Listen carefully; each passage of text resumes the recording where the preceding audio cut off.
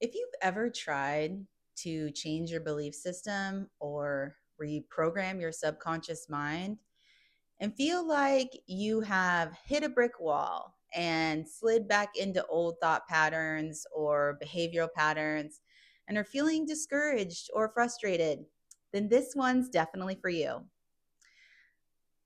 Welcome back to week 3, day 19 of the 100 days of realignment. This week has been all about belief systems. And in this video, I really wanted to talk about something that I do not think is talked about enough.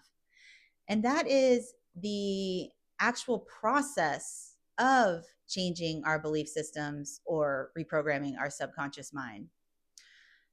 So many times we see these transformation videos or these wonderful before and after stories of people who have been able to transform their lives.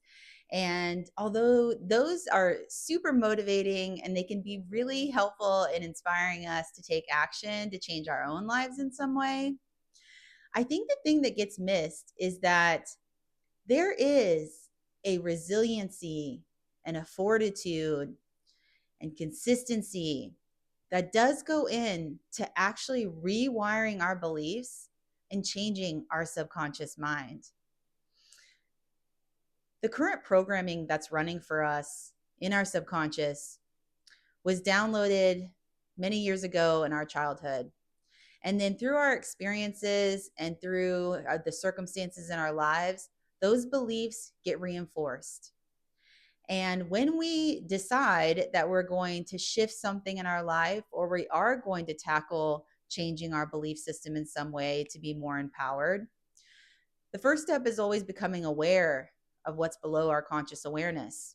And although that is definitely an important component, it doesn't actually move the needle. Knowing our limiting beliefs doesn't mean that we can automatically change them. Now, I'm not telling the narrative here that it has to be hard. But what I am saying is that those beliefs have been running for years for many of us. And so, in order to really reprogram our subconscious and rewire our limiting beliefs, we do have to do the work. We have to show up and be aware moment to moment.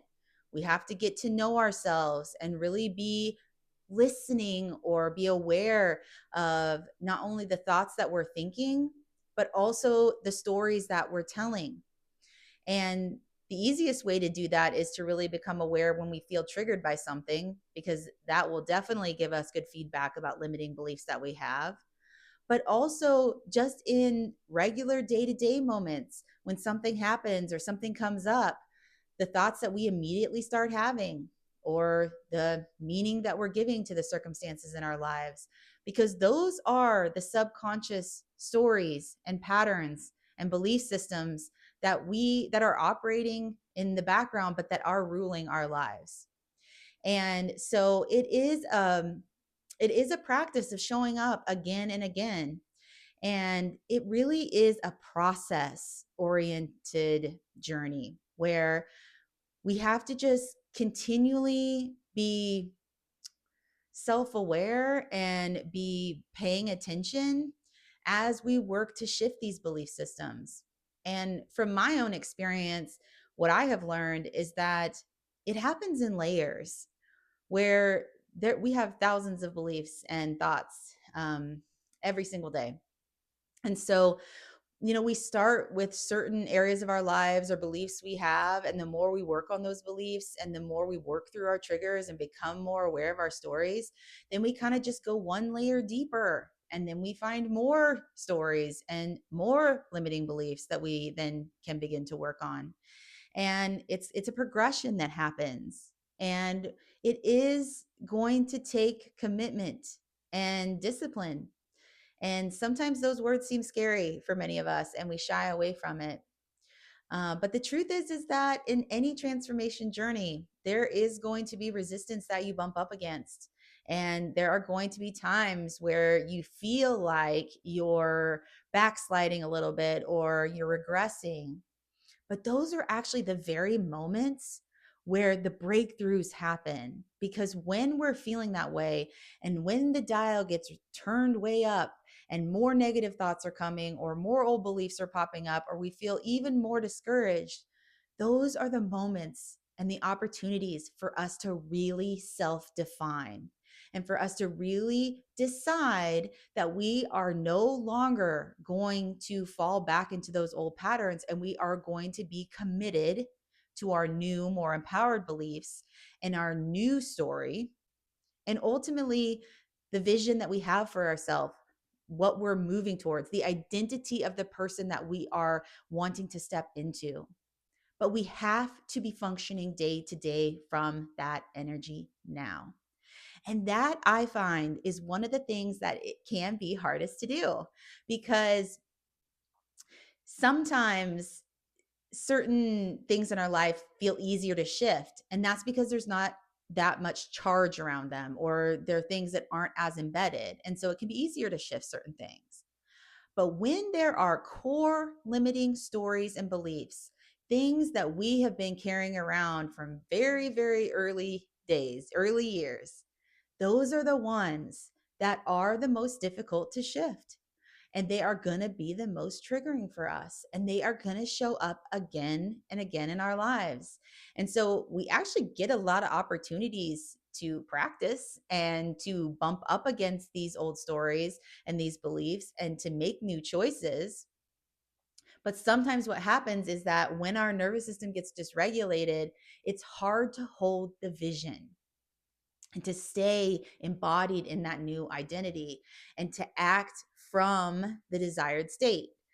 So, if we want to be somebody who is more courageous, for instance, in those moments when fear comes up and when we get really triggered by something from our past or something that's been really challenging for us, it can be difficult to stay in the identity of somebody who is courageous and to take action from that state. The other area where I think this shows up for a lot of us is around money and finances, where a lot of us want to be more abundant and we want to have more money in our lives, but we have limiting beliefs around money and we come from lack and limitation. And so when things start happening in our circumstances and in our world that are not desirable, when we are really feeling that lack of money, we're going to have opportunities to step in and to take action from a state of somebody who is abundant and wealthy.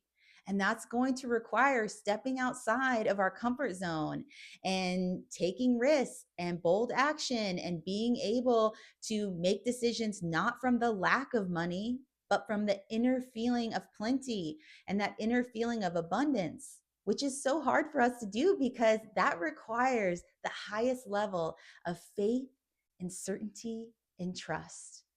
And so we are really building our resiliency and our ability to hold the vision and to take action and to show up from a place of where we want to be. And so I just wanted to talk about this today in this video because I think it's so important to remember that we're going to, it's a process of being able to take these steps forward. And a lot of times it is incremental in nature because, we're able to, our bodies can only hold so much in our nervous system and feel safe around it. And so sometimes we have to kind of inch forward, if you will. And as things come up, we make a new choice that still feels safe in our body, but doesn't feel too far away from us. And we're able to hold it. And that builds more capacity, which then allows us the next time something bumps up against us to hold even more and have a bigger capacity. But it doesn't happen overnight. And I think that's the thing that gets so discouraging for most of us, is because we have tried in the past and we feel like we have failed. Or we tell a story, an old story, that we're not capable, or that we can't do this, or everyone else, but not me, or I don't know how, or all those disempowered stories. And you want to take notice of those stories because those are stories that and beliefs that you probably want to shift. But just remember that the more you show up and the more that you bump up against these upper limits or this discomfort, the more you can be assured that you are on the precipice of growth and that you are moving towards and changing. Because if you were staying in your comfort zone, you wouldn't even be feeling that discomfort at all, because you wouldn't be taking the actions or doing the things or making the choices or even envisioning something bigger for yourself. And so I really try to remind myself that when I feel fear or when I feel discomfort, it's actually a good thing, because that means I am just about to either break through or have an opportunity to self define and make a new choice, which then propels me forward. So, as we wrap up this week around belief systems, just keep showing up, because a part of the belief system work is just peeling back those layers one at a time and just refusing to give up. And I always tell myself that I cannot fail if I do not quit. And I have been at this a long time. I've been working with other people around this for a long time, and I have come so far. And sometimes I have to really remind myself, like where I was at 10 years ago, I have made quantum leaps. But I sometimes I tell the story that I'm not where I want to be. And then I feel discouraged because I feel like I should be farther along, or I should have been able to do it by now, or X, Y, and Z, all the stories, all my limiting beliefs and stories start coming out. And then when I take a look back, I'm like, yeah, I am doing it. I have done it. And it gives me that strength and that resiliency to keep moving forward and to keep showing up for myself and refusing to quit. I'm going to see you guys next week as we move into week 4. I'll be back on Sunday. Take care, everybody. Good luck, stay strong, and refuse to quit.